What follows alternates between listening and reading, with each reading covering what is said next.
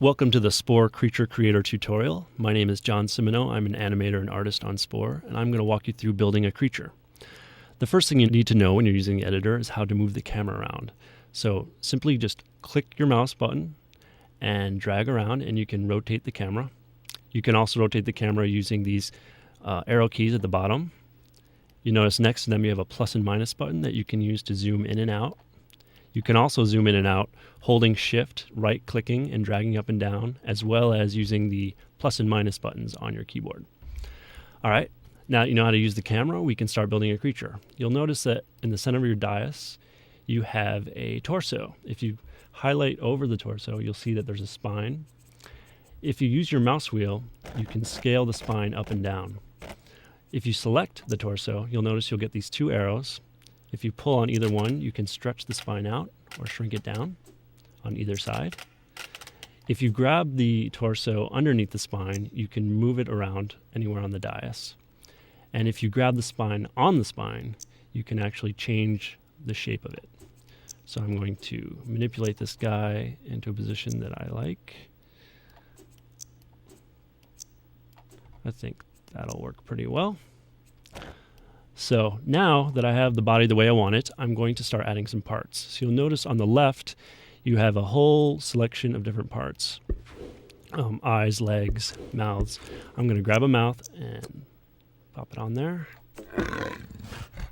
You notice when you let go, it selects and you had a few controls.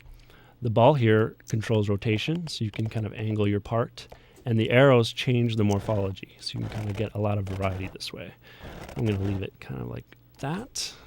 That looks good to me. Okay, so now I have a creature with a head, and I need to add some eyes. So I'm going to go over here and throw an eye on there. You can scale parts just like you scale a spine with the mouse wheel. So I'm going to make that a little smaller, bring it over in the front, angle it with the rotation ring.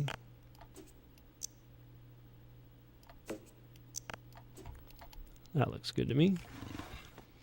Okay, so now I'm going to add some ears down here.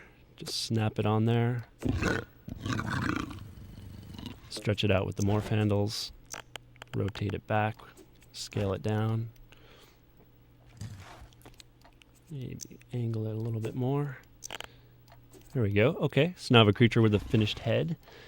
If you select the head or any part and pull it off, you'll notice it glows red. If I'm to let go right now, it deletes that and refunds all the DNA that I spent on the part into my bank.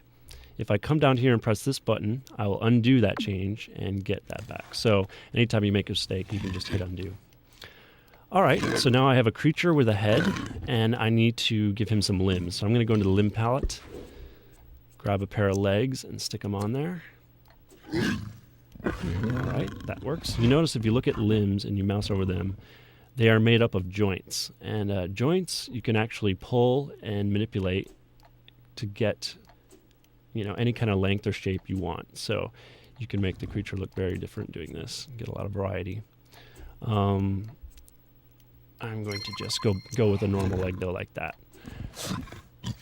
There are a few advanced controls in the editor that you can use as well. For instance, if you want to duplicate a part, like say you want another one of these legs exactly the same way, if you hold Alt while dragging it, it'll duplicate. So now he has 4 legs, and they're exactly the same. I can change those a little, give a little room to his feet. Okay, now I'm going to add some arms. Maybe this arm. Okay.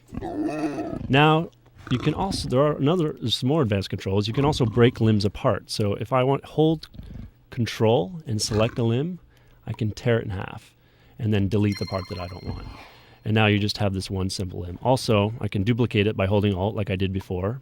And if I hold Control, it'll snap into an available joint. So this way you can kind of create long limbs, piece them together as much as you want. He doesn't seem to like it. Okay, so, but I think I'll just stick with kind of a traditional biped. 2 legs, 2 arms. Something like that. Scale him up. Maybe scale up his forearms a bit. Some shoulders. Make his hands a little bigger. I think I'm going to swap out his hands with something with claws. Make him look a little bit more intimidating. He likes that. All right. Scale down his wrists. I think I'm pretty happy with this creature, so I'm just going to call him done. So now the next step is to name him. So I'm going to go down here, click the name button, and I can either think of a name and write it in, or use the die to randomly generate one. So that works. Go now.